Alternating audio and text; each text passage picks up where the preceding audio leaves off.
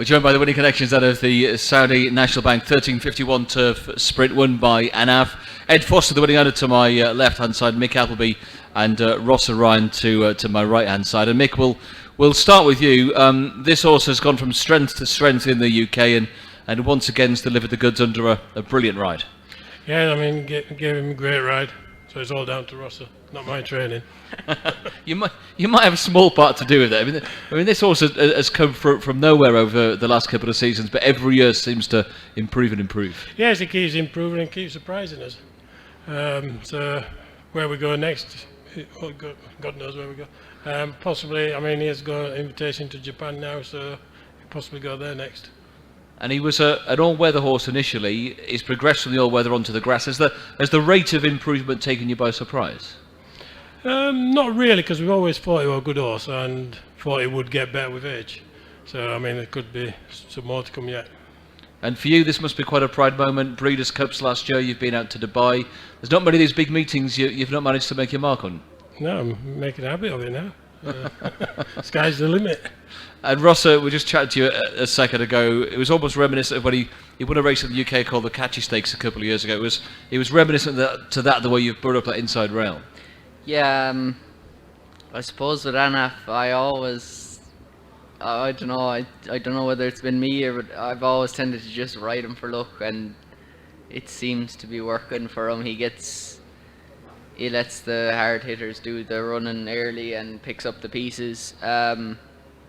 Obviously today the trip was a massive concern. After he'd won a Portland over 5.5 and Group 3 over 6 and was third in a Group 1 over 5. You know, he'd shown plenty of speed, but I suppose he got 6 furlongs on the grass in Ascot on heavy ground, so was probably gonna kind of weigh up the same. And we went a right good gallop, and it seemed to. When I got out the gates and I got into stride and could get in on the rail, I was where I wanted to be, following Jumbly, and I knew Jumbly would be thereabouts. And luckily the gaps came, and he's very gutsy. Just give us an insight of what it's like to ride a horse like him. As you say, from a wide draw, you've had to get across. It must be quite heart in your mouth, waiting for the right opportunity to present itself. Yeah, well, not really, because obviously Ed and Mick don't put any pressure on me, and I know he has the pace to get me out of trouble, which is a great thing to have up your sleeve, and he can travel into gaps like good horses can and take them. And as you've seen there, I didn't have a lot of room, but he stuck his head through it and away he went. And no,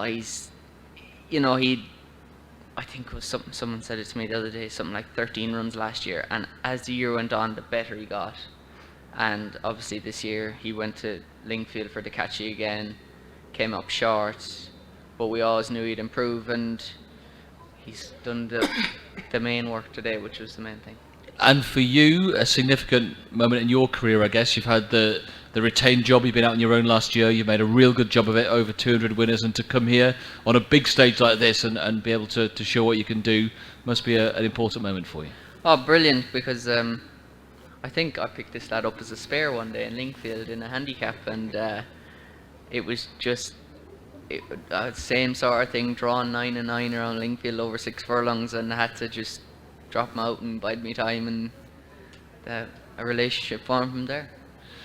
And Ed, I'm sure a great night for you as well. This huge trophy, all the family here as well. A very special evening for you. Really special. I hoped, but didn't expect it, especially with that draw.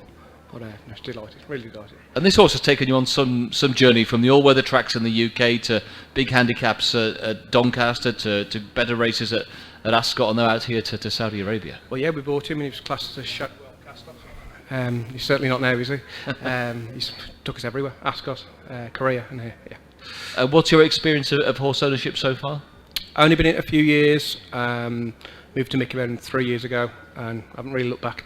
4 in training with him now, and hopefully have many more. And that Mick is fantastic at picking up horses and really nurturing them and develop them, and you see them progress year in, year out. Yeah, very honest, very genuine, great trainer. Yeah, good relationship with Mick. And what was we've heard from Rossa what it was like to ride. What was it like to watch as an owner? I think we jumped around a little. Yeah, I didn't expect Rossa to get on the rail, and when he did, I thought as soon as he hit that rail, hit the front, I know he'd won the race. Delighted.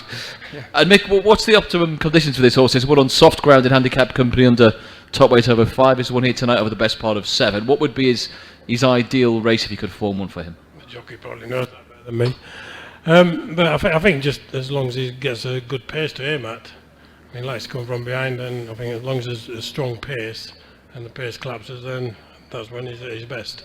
He stepped up to Group 2 level today. Do you feel he can bridge that gap and become a Group 1 sprinter back in the UK and Europe through the summer? Yeah, I'd like to think so, yeah. Going on his Haydock Betfair sprint run, you'd like to think so. He was knocking on the door and didn't get the cleanest of runs, so the improvement as the year's gone on, I'd hope so. And you touched on Japan, Mick. When is that race? Is that early part of this year? Yes, he's, when is it, end of March? Okay. I think it's the 28th of March. I mean, would Dubai come into the reckoning as well? Possibly not, unless Ed wants an holiday. We've got William Darby from York at the back of the room. None thought maybe come August? Yes, possibility.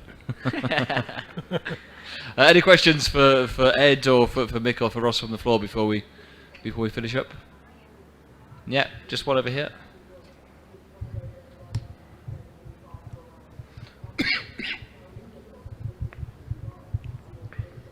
Hello and welcome for you in Saudi Arabia.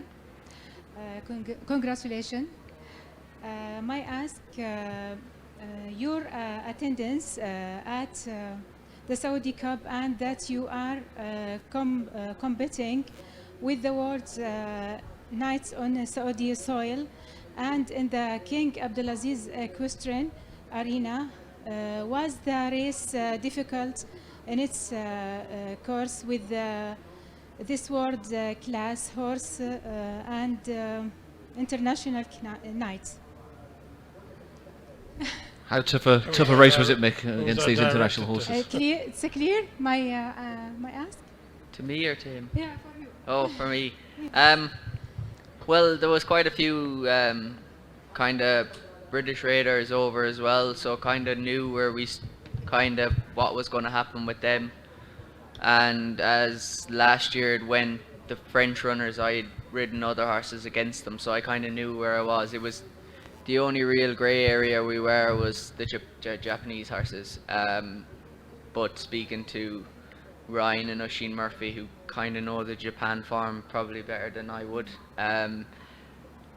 they said they'd be players without being massive threats, that they've seen the British and French runners and the Irish runners more of a threat than them. So it set us in good stead, kind of had half an idea where I stood with them. Obviously the draw was a big concern, and so was the trip, but it all worked out in the end, so we're here now, thank God. Thank you. And Catherine, right down the back there.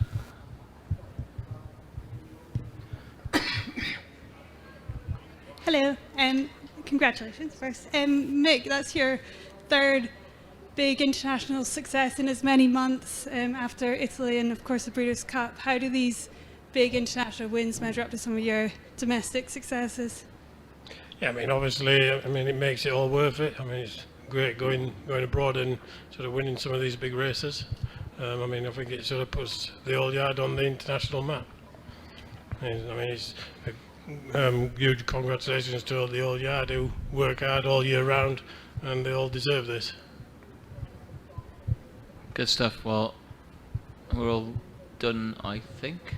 Lovely. Well, many congratulations to the winning connections on Annaf. We've got Ed Foster, Mick Appleby and Rossa Ryan, winner of the Saudi International Bank 1351 Turf Sprint. Thank you.